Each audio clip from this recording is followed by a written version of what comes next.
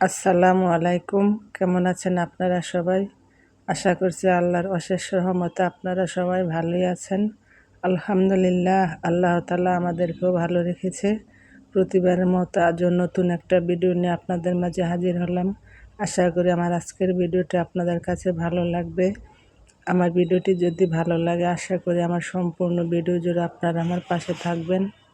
আমার আজকের ভিডিওটি শুরু করলাম হলো গতকালকের বিকেলবেলা থেকে। আর বিকেলবেলায় তো আমার ছেলেকে নিয়ে একটু ঘোরার জন্য বের হলাম।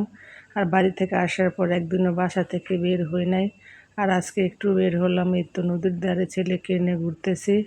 আর বাচ্চারা সারাক্ষণ বাসায় থাকতে চায় না, সারাক্ষণ বাসায় থাকলে খিটখিটে মেজাজ হয়ে যায়। মাঝে মধ্যে বাচ্চাদের নিয়ে একটু বের হলে বাচ্চারা খুবই আনন্দ পায় এবং ছোট বড় সবারই ভালো লাগে। সারাক্ষণ বাসায় থাকতে থাকতে সবারই মেজাজ খিটখিটে হয়ে যায়। এটা হলে আর পরের দিন সকালবেলার ভিডিও, মানে আজকের সকালবেলার ভিডিও। আজকে সকালবেলা কোনো রুটির ঝামেলা করিনি, আজকে সরাসরি ভাত রান্না করে নিয়েছি। শরীরটা বেশি ভালো যাচ্ছে না আজকে 2 দিন যাবৎ, তাই আজকে সকালবেলা ভাত রান্না করে নিয়েছি, যাতে সকালে হয়, দুপুরে হয়, রাত্রে হয়ে যায়। এরপরে তো অফ ক্যামেরায় মা ছেলে মিলে নাস্তা খেয়ে নিয়েছি। নাস্তা খেয়ে এরপরে তো আমার ছেলের কিছু কাপড় চোপড় ধুয়ে রেখেছিলাম, এগুলোকে এখন ভাঁজ করে রেখে দিচ্ছি। আর শরীর ভালো না লাগলে কোনো কিছুই ভালো লাগে না, একদমই ভালো লাগতেছিল না। তারপরে কি করব, কাজ করলে একটু ভালো লাগে, শুয়ে বসে থাকতে একদমই ভালো লাগে না। আর অসুস্থ হলে বোঝা যায় যে সুস্থতা আল্লাহর দেয়া কত বড় নেয়ামত। সুস্থ হলে সব কিছু ভালো লাগে, আর অসুস্থ হলে কোনো কিছু একদমই ভালো লাগে না।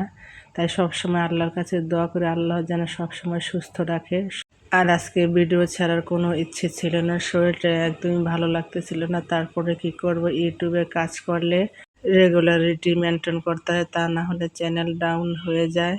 ইউটিউব প্ল্যাটফর্ম এমন একটা জায়গা যেখানে কোনো অসুস্থতা বোঝে না, সেখানে শুধু কাজ দেখে। যাই হোক, কথা বলতে বলতে এই তো কাপড় চোপড়গুলোকে গুছিয়ে এখন আলমারির ভিতরে রেখে দিচ্ছি। আর এদিকে আমার ছেলে কীরকম দুষ্টামি করতেছে দেখেন। মাঝে মধ্যে ওর দুষ্টামি দেখলে এত বিরক্ত লাগে, মাঝে মধ্যে আবার তখন মনে হয় যে আমার ছেলে না থাকলে আমি কী করতাম, কারণ খালি বাসায় থেকে নিজেকে আরও একা একা লাগতো। যাই হোক, ভিডিও শুরুতে আপনাদের কাছে একটা রিকোয়েস্ট করে নিচ্ছি, যারা আমার ভিডিওটি দেখছেন প্লিজ আমার ভিডিওতে একটা লাইক দিয়ে ভিডিওটি কন্টিনিউ করুন, কারণ আপনাদের একটা লাইকে ভিডিওটি আরও অসংখ্য মানুষের কাছে পৌঁছে দিবে। আর আমার কথার মধ্যে কোনো ভুল ত্রুটি হলে আমাকে ক্ষমা করে দিবেন। আর আমার ভিডিওর কোনো অংশ যদি ভালো লেগে থাকে প্লিজ আমার চ্যানেলটি সাবস্ক্রাইব করে আমার পাশে থাকবেন। সাথে থাকা বেল বাটনটি ক্লিক করে অল অপশনটি সিলেক্ট করে রাখবেন। যখন কোনো নতুন ভিডিও আপলোড করব সাথে সাথে নোটিফিকেশন পেয়ে যাবেন, তখন সময় সুযোগ করে আমার ভিডিওটি দেখে নিতে পারবেন। আর যারা অলরেডি কাজটি করে নিয়েছেন সবাইকে অসংখ্য ধন্যবাদ। যাই হোক, কথা বলতে বলতে তো আমি কতগুলো মগ ছিল এগুলোকে ধুয়ে পরিষ্কার করে নিচ্ছি, আর মগ রাখার স্ট্যান্ডটাকেও ধুয়ে পরিষ্কার করে নিলাম। মগগুলো তো প্রতিদিনই ধুয়ে পরিষ্কার করে রাখি, আর স্ট্যান্ডটা তো আর প্রতিদিন পরিষ্কার করা হয় না, কয়দিন পর পরে পরিষ্কার করে রাখি। আর বাসার ভিতরে এত ধুলাবালি আসে, সব কিছুর মধ্যে ধুলাবালি পড়ে একদম কালো হয়ে থাকে, তাই প্রতিদিন এগুলোকে মুছে পরিষ্কার করা লাগে। আর প্রতিদিন না মুছতে পারলেও একদিন পর পর সব কিছু মুছে পরিষ্কার করা লাগে।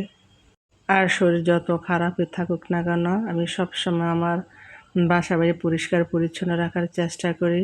অসুস্থ হলে শুয়ে বসে থাকতে একদমই ভালো লাগে না, শুয়ে বসে থাকলে যেমন আরও অসুস্থ লাগে।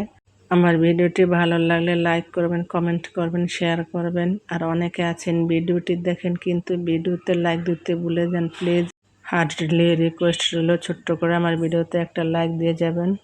লাইক দেখলে মোটিভেট হই, নতুন ভিডিও বানানোর আগ্রহ বাড়িয়ে দেয়। যাই হোক, সামনের দিনগুলো যেন সবার খুব সুন্দর ও মঙ্গলময় হয়, সে দোয়া সবসময় থাকবে। সেই দোয়া এবং ভালোবাসা নিয়ে আজকের ভিডিওটা শেষ করে দেই। সে পর্যন্ত আপনারা ভালো থাকবেন, সুস্থ থাকবেন, নিজেদের খেয়াল রাখবেন। আমি ও আমার পরিবারের জন্য দোয়া করবেন। আল্লাহ হাফেজ। আসসালামু আলাইকুম।